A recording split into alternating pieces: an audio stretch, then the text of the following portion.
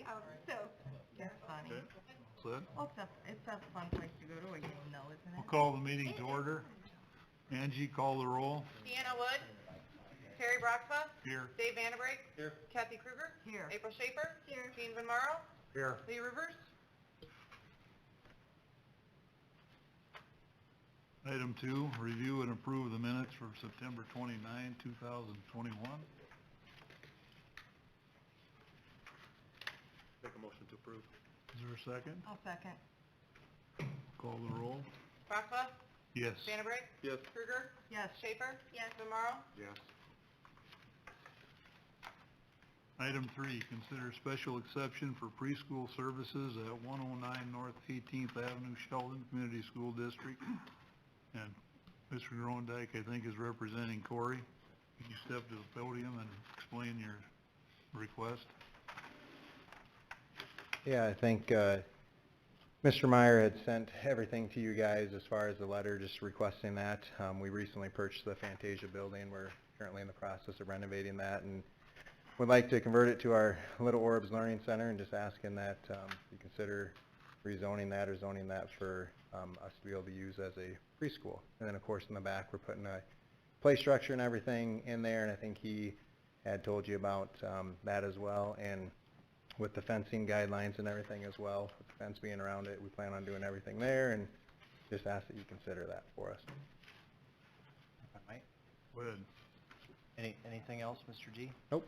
So, everything's in place regarding the zoning permit, and Okay. the zoning itself is okay too. It's just that our zoning code requires it's called a special exception to be approved by the Board of Adjustment prior to having a preschool in the arterial commercial zone. So that's what this is about. And that's what's in front of the board today. We Okay. have not received any concern or opposition. We have 2 letters of support that are linked, one from the school district and the other from Village Northwest Unlimited.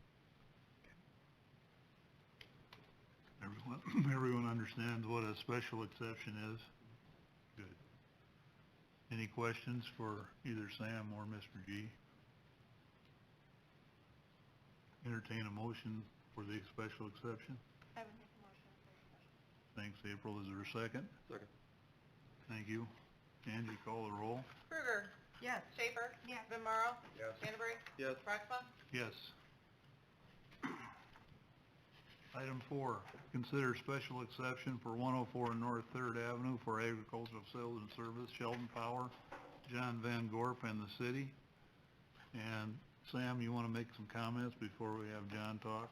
Yes, so as my explanation says, this is hopefully the end of a rather sad saga in Sheldon history that began with arson fire that destroyed the bowling alley in 2013 and 2015. The city spent a fair amount of money to knock down the old structure, assess the property, and there it sat. And between the unpaid taxes and the special assessment, the amount that the city taxpayers have invested to resolve it will probably be about $72,000 by the time it's all over. We have received an offer from Sheldon Power for $38,000 to purchase the property. That offer was subject to a public hearing, and it was approved at public hearing contingent on this board approving the special exception for ag sales and service, which is required in the zoning code. We had allowed it informally over the years. Probably should have come to the board sooner, but because of the ownership issues and the desire for the city to not see the lot just sit there empty, it was allowed informally. But now that the property is being sold, it's important to bring that to the Board of Adjustment and have a approval on the special exception. So we have received some concern that's come up in the last couple of days. Mike Romer is here. We can talk about that in a little bit, but I think before we get into that, if John wants to say a few words on this and his plans for the property. But this is a joint application between the city and Sheldon Power.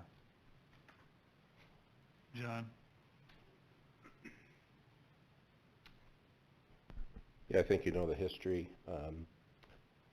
I think I've rented it, I've been there 9 years, unbelievably, and I think I've rented that property for a little over 7.5 or 8, and I don't intend to change much of what you see there day to day, but it does enhance our business, and it's important and vital to our business. And so I just ask you to consider it to be rezoned as ag and sales and service, mostly the sales part. Okay. Questions for John? Just to clarify, for the record, that the zoning is just fine. This is a special exception to allow ag sales and service on a permanent basis. Two special exceptions today. Yes. One for preschool and one for ag sales and service.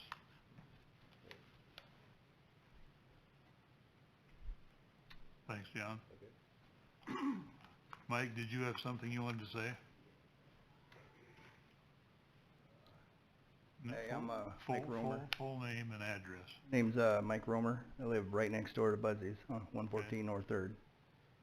So we realized that the property, we were looking at some different property lines and everything else, and I was wondering if there's a way you guys could consider surveying that property before you sell it, so we can get an actual property line established.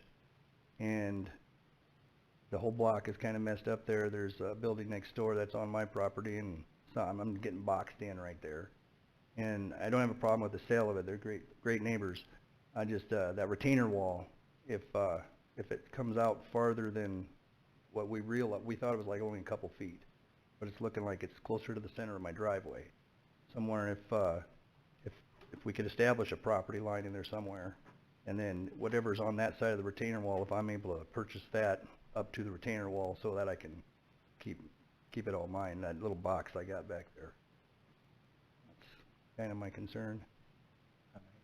Okay. So there's a couple of issues which have been presented, Mike. I think as far as the sale of a few feet or deeding over a few feet of the property to you, that would have to be between you and the purchaser at this point.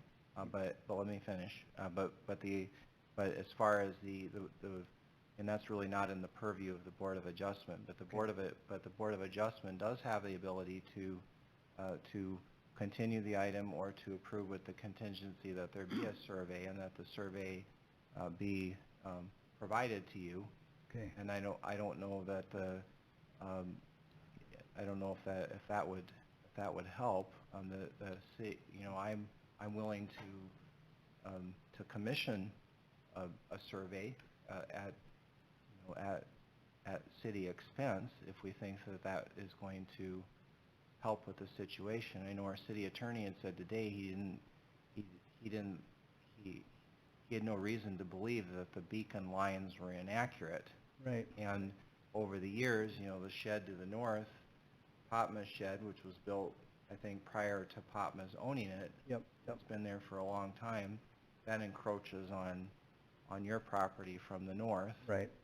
And then you also had the issue, which you mentioned on the phone, regarding a fence being built on the south side of your property. So that's something that the board can require. But this board, it isn't in front of the board today to ask, that's not what the purview of the board is in terms of asking for a piece of the property to be transferred to you. Well, that's fine. I guess if we could just establish an actual property line, because I know when they bought, when the dollar store was doing their thing, they had a surveyor come through and he did the whole block.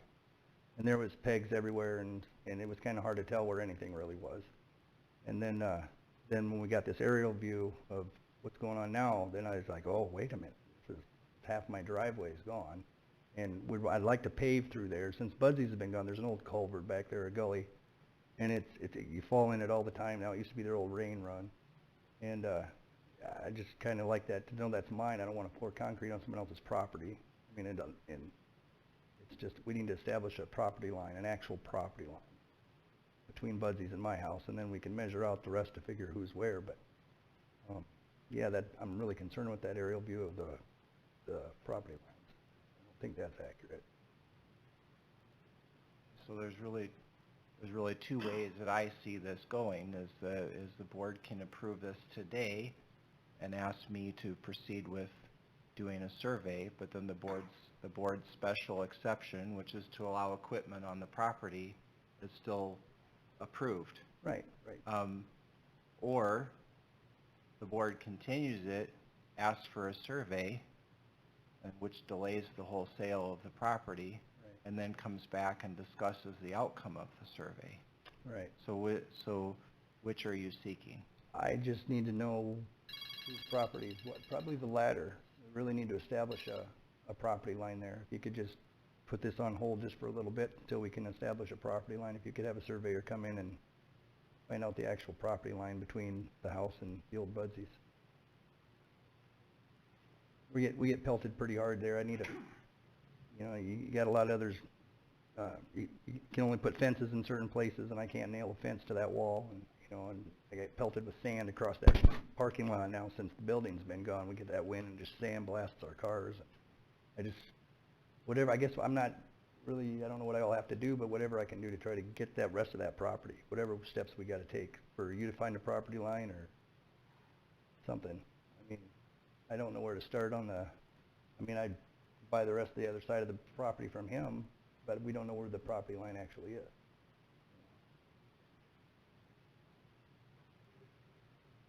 Question, Mike, how long have you been living there and owning that property? A good 20 years. And you've never had a question about where the line was? The building was never for sale before. When I bought the house, my understanding was that I was boxed in. I'm still boxed in with the retainer wall from the old foundation, and then Pop Masikma's building now. Oh. So we just considered that was my yard. That's always been my yard. But I can't build next to, so I can't, if that little bit of property stays someone else's, then I can't get a fence close enough to stop. I got a question for him. You knew what was going on for a long time. I haven't been paying attention to a whole lot of nothing until I heard I really don't. I work and I sleep. That's all I do. I don't pay a whole lot of attention. And they're good neighbors. There was no reason to worry. And then until I got that aerial view of the property lines, and then I was like, wait a minute. Do you trust John was gonna treat you right? Oh yeah, I have no problem with that. No worries at all. We just basically need to get If it comes down to getting a survey where the lot line is, then I this gotta board talk and with the this city guy. is not gonna fight about where that line is. Nope. I'm not here to fight about a line. I'm here to find a Yeah. line. And we should approve, in my opinion, if you and John can get along with, making that driveway work for both of you, that'd be the best. Right. Yeah. I don't think That's John's never gonna been a wanna have concern. somebody fighting about a driveway either. Right. No, understand So, that. my opinion is, we should approve the special exception and authorize a survey so that the two of you can get together on what to do between the two of you. Perfect. I need a motion to that effect. I'll make a motion for the special exception for the A sales and service, and they can do the survey on their own. Authorize a survey by Sam to do the survey. See what John thinks of that. John thinks that's okay, don't you, John? Okay. He's nodding. Okay. I will second that. Thank you. Call the roll, Angie. Monmaro. Yes. Vandenbrink. Yes. Krueger. Yes. Schaefer. Yes. Rossbach. Yes. So- Thank you. So just to clarify, Mr. Chairman, the special exception has been approved, Yep. and then I will proceed with a survey You're and authorized. provide it to all the Provide it to parties. me. Yep. Okay.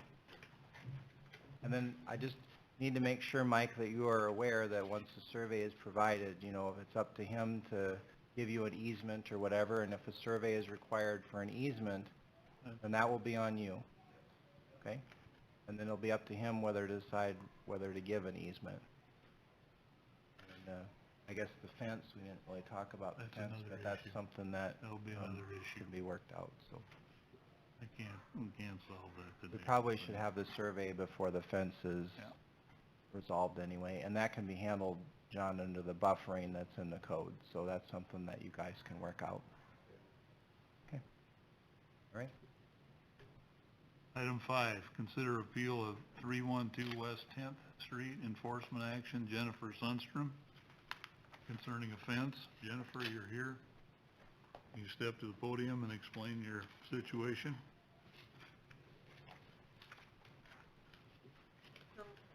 I don't know if everybody knows, but sorry. So I came very quickly to take over the restaurant for my parents because it was given back within 2 days. Finally found a house I could afford, moved into it. I'm just trying to keep my dogs from going everywhere, other dogs out of my yard, and not have a problem with it. So I've already had it looked at to see if I can't get a regular fence, but they want $8,700 to $9,700 for a wood fence, and they want $9,600 for a chain link fence, and I don't have that until after I get rid of the garage, because I also have to remove that because the insurance doesn't cover me putting anything in it. So this winter, Matt said he would help me get rid of the garage so that I can finish a fence all at one time instead of doing parts and then having to have them come back and do another, however much it's going to cost for the rest of the fence. And Sam tells me you weren't aware that you needed to get a permit for the fence? I thought I had to get a permit for a regular fence. I wasn't sure that I had to get one for one. It's just little T-posts. It pulls right back out. It's only this far in the ground just to hold up the wire.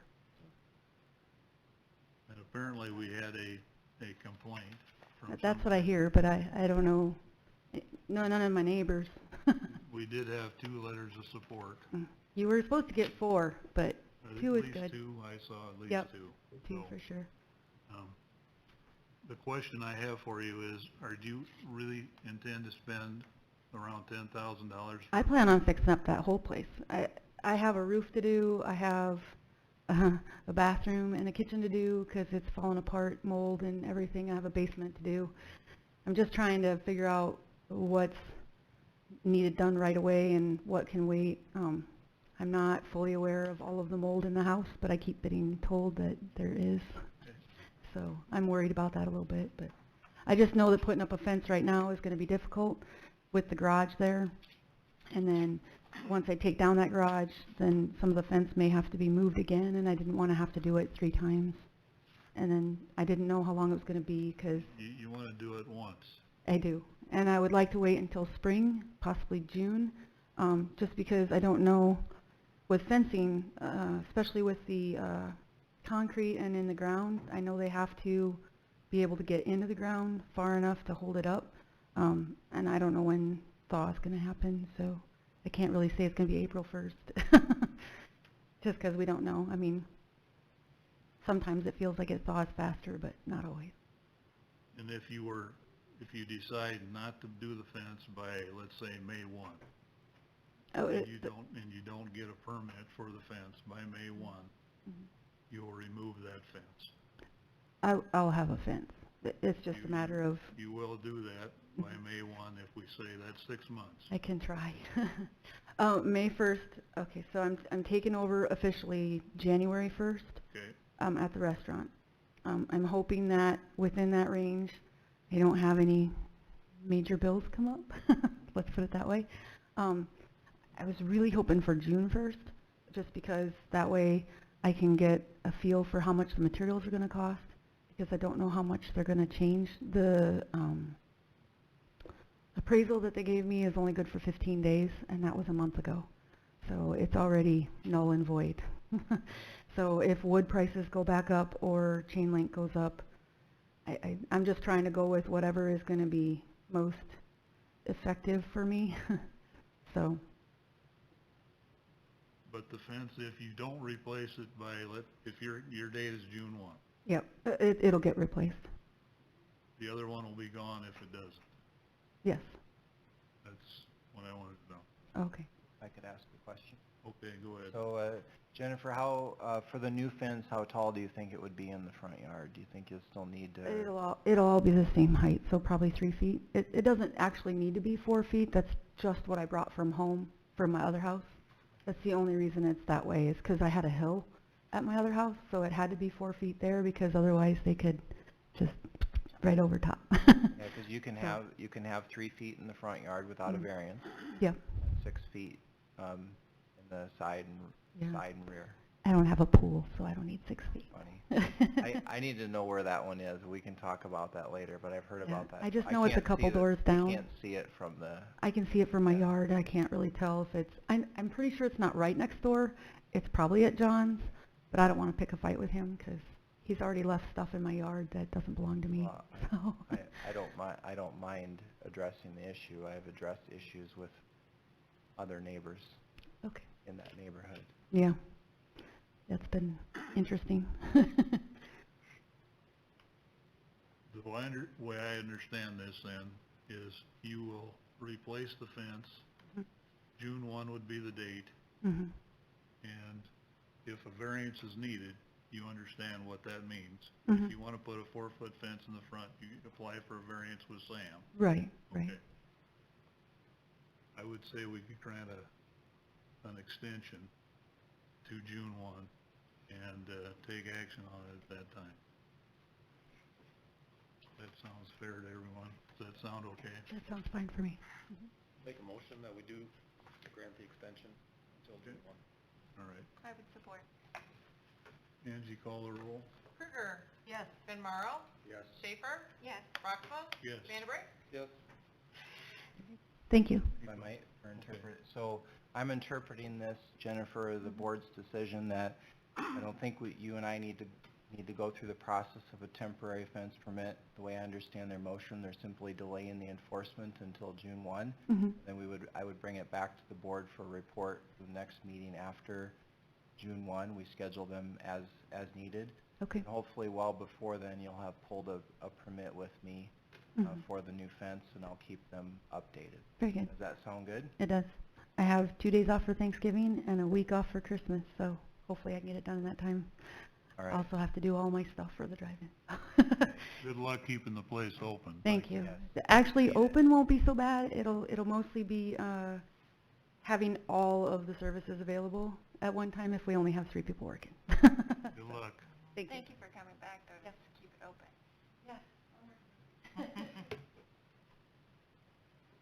Any other business? You have a report to make? Well, one thing I would just like to say in terms of the progress that we're making on code enforcement, and the one that we just discussed is a prime example of it. The individual that had brought the concern to me said, look, you've made a lot of progress, and we've made a lot of progress in this neighborhood. In the scheme of things, the fence, for example, isn't a big deal, but we've made a lot of progress, and we need to be consistent in the progress that we're making. I am going to be talking to the city council about our budgeting and putting more resources into code enforcement. Right now, the code enforcement is basically just me, and I think that probably needs to change, because some of the successes that we've had, more people are calling and saying, you've got that cleaned up, what about this? And which is what happened in this case. And so and I appreciate the work of the board, but there's some more code enforcement issues coming next year. And in terms of other things, AGP has filed a request to vacate Railroad Avenue between West 7th and West 8th Street. That Todd Ewell and I are in the process of reviewing the zoning permit. It will be coming to the Board of Adjustment. There's going to be at least one variance for distance from West 8th. There will probably be other variants as well, because of the heavy industrial zoning as a setback of 50 feet, and there's 2 frontages. There's a frontage on West 7th, and there's a frontage on West 8th. We're not going to be setting that hearing until after the Planning and Zoning Commission hearing, but we may be meeting, might be before Christmas if we can get it worked out, but certainly in January. So. Questions for Sam? If not, need a motion to adjourn. I'll make a motion. Thank you. Angie, call the roll. Roxma, Yes. Vandenbrink, sorry. Yes. Vandenbrink. Krueger. Yes. Schaefer. Yes. Ben Morrow. Yes. We are adjourned.